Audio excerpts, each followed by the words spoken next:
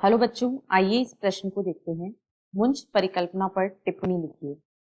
इस प्रश्न की जो मुख्य अवधारणा है, मुख्य अवधारणा वह है मुंज परिकल्पना। यहाँ पर हम देखेंगे कि मुंज कौन सी प्रतिपादित की थी।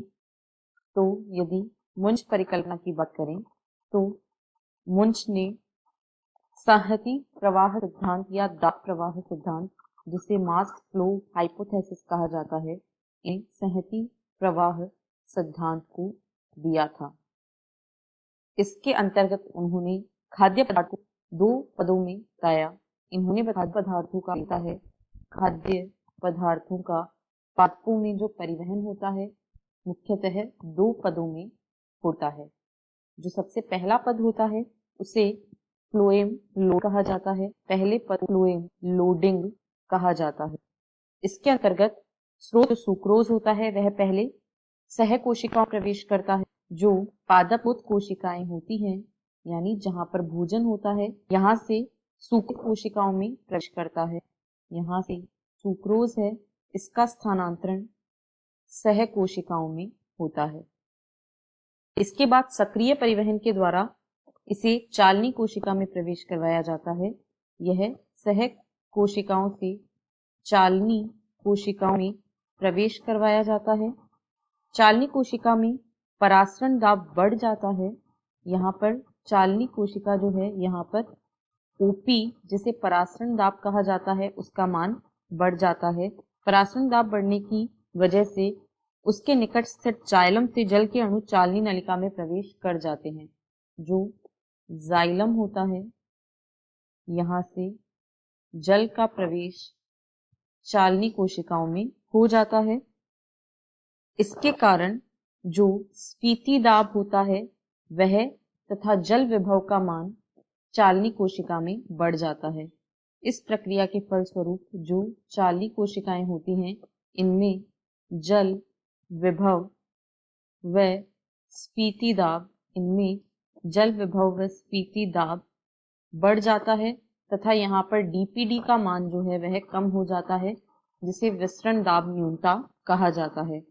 अब चालनी कोशिका में उच्च स्फीति दाब से कम स्फीति दाब की ओर खाद्य पदार्थों का संवहन हो जाता है।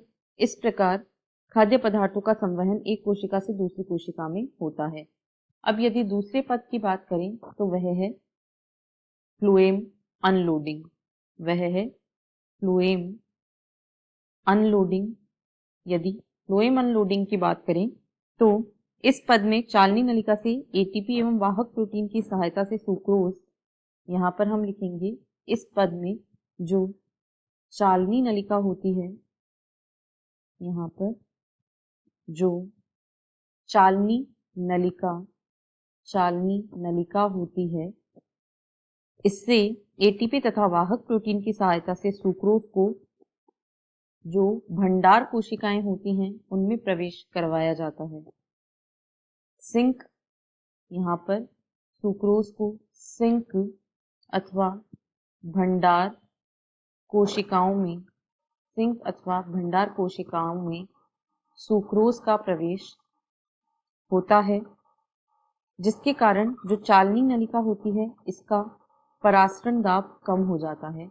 यहाँ पर ऐसा होने से चालनी नलिका के ओपी यानी कि परासरण दाब का मान कम हो जाता है और चालनी नलिका के परासरण दाब कम होने की वजह से जल चालनी नलिकाओं के पास स्थित जाइलम की कोशिका में जाता है। यहाँ से जल जाइलम में प्रवेश कर जाता है और जाइलम में प्रवेश करने के कारण चालनी नलिका का स्फीति दाब भी कम हो जाता है और डीपीडी बढ़ जाता है। इसकी वजह से स्फीति दाब भी कम हो जाता है और जो विसरण दाब न्यूनता या डीपीडी होती है उसका मान बढ़ जाता है। इस प्रकार परिवहन होता है। इस प्रकार मुंज ने खाद्य पदार्थों के परिवहन के लिए संहति प्रवाह सिद्धांत दिया था। आशा है आपको प्रश्न समझ आया होगा। धन्यवाद।